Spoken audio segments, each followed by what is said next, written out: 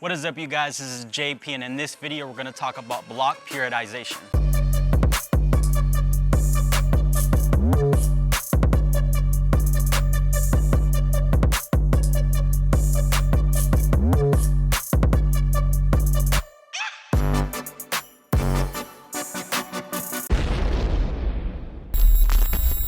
So to get the recap on periodization and the definition of periodization, I suggest you guys check out my first video on linear progression and linear periodization. I go over the definition and I talk about both of those, and they kind of go in sequence to the other forms of periodization, which I'm going to be talking about today and in subsequent videos. But today we're going to be talking about block periodization.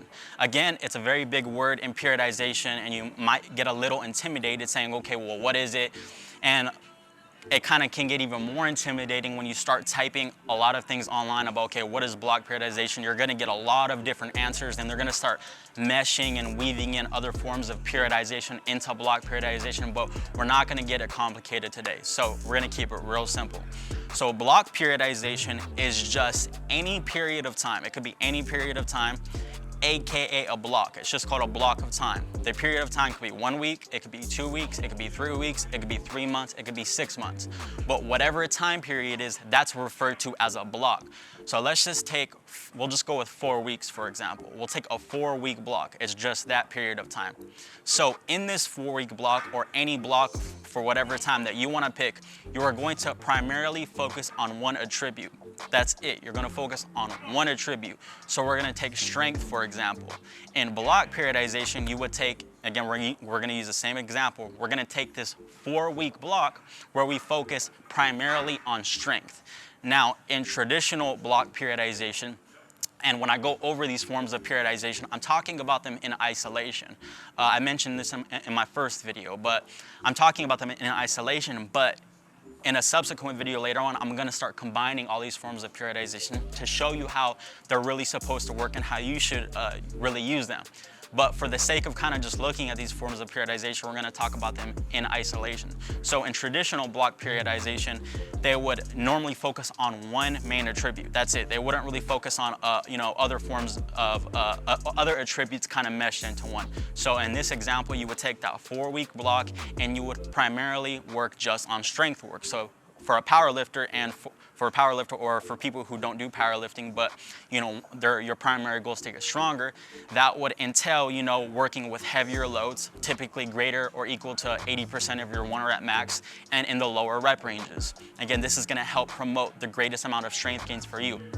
So during this 4-week block, you would typically, again, primarily focus on strength. Now, with block periodization, you don't have to only focus on just strength in multiple different blocks. So in this example, you could have a hypertrophy block, a 4-week block focused on gaining muscle. And in this block, again, what entails gaining muscle? If you watch a lot of my previous videos, there's a few things that, if your main goal is hypertrophy, you want to focus on. You want to focus on intelligent accumulation of volume. I say intelligent because if I don't say that, some of you guys will run with it. You want to focus on, proper proximity to failure. You don't want to be too close to failure as to gain too much fatigue, but you also don't want to be too far from failure because, again, you're not going to be able to recruit all those motor units to properly stimulate them. And then the third thing is you want sufficient mechanical attention, because there is a such thing as training too light. So again, all those things that I just said, you're going to apply to one 4-week block for your hypertrophy block. And again, there's other things in there too, like you might want higher exercise variety during a hypertrophy block. But again, you would have that 4-week block before a strength block. You can get really in depth with it, like after the 4-week hypertrophy block, you could have a deload week before your strength block. But again, we're going to keep it simple. So after that 4-week hypertrophy block, you could have a strength block where there's slightly less exercise variety, you're more specific to whatever you're trying to get stronger in. You have lower rep ranges and higher intensities, and then you probably will end up a little bit closer to failure on some of these lifts. Again, because you're trying to get good at lifting heavy things. That's what you do when you want to get stronger. So again, this in a nutshell is simply just block periodization. Now I'm going to give you a small tip and just a kind of sneak peek into what my subsequent video is going to be about. So in block periodization, again, when we're looking at block periodization, it's just what I said right now when I explained it, when you're looking at it in isolation. But typically block periodization, you're not gonna just take block periodization and just do that. You might not have a 4-week block with only hypertrophy work. For example, during my hypertrophy blocks, when I would make my programs, right now I'm working with the coach, but when I would make my programs for myself, even in my hypertrophy block, I would still have some heavy work, a little bit of heavy work. Why? Because during a hypertrophy block, let's just say you completely didn't do any strength work. And let's just say you, creating your own program, let's just say you had a 6-week hypertrophy block, because that's very typical too. If you go 6 weeks with no heavy work and you're only doing higher rep range work, you might regress a little bit in that strength attribute because you go 6 weeks without lifting anything heavy. Think about it. You can apply this to any other skill. If you're shooting a free throw, and let's just say basketball, with basketball, you have to have good cardio for basketball. So let's just say for 6 weeks, you're like, well, I'm gonna try to work on my cardio for basketball and I'm not gonna shoot any free throws, I'm just gonna do a lot of sprints. If you don't touch a basketball for 6 weeks, you're probably gonna be a little bit rusty when you try and start shooting free throws again. You're gonna have to kind of get back into it. Whereas if you worked on your cardio and you shot just a couple free throws before your cardio sessions, just a couple to kind of keep that technique remembered a little bit, it's gonna be a lot better. You're not gonna lose all that skill from shooting those free throws. The same thing applies to lifting. So during my hypertrophy blocks, I wouldn't completely ignore all strength work.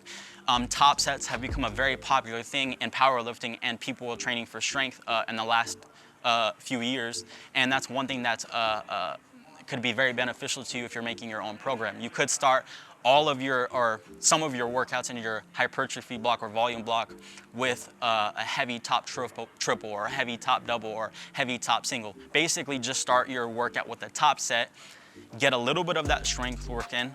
You're gonna get a lot of, return on investment for just one set of strength work, and then the rest of your work could be devoted to volume work. So think about it, you're kind of getting the best of both worlds. During the volume block, you're still focusing primarily on hypertrophy and those kind of tenets that you want for a hypertrophy block, but at the same time, you're not completely forgetting and just neglecting strength work as well, since you're still getting that top set in. So you're kind of getting the best of both worlds. So again, that's a way to kind of set up a block of training where you're not just focusing on like one type of attribute and you're ignoring everything else. In a subsequent video, I'm gonna kind of bring all these things together and show you how you make a whole little program when combining these things. I'm gonna give you guys a few different examples. If you guys have any questions, comments, leave them down below. I'll see you guys in the next video. Peace.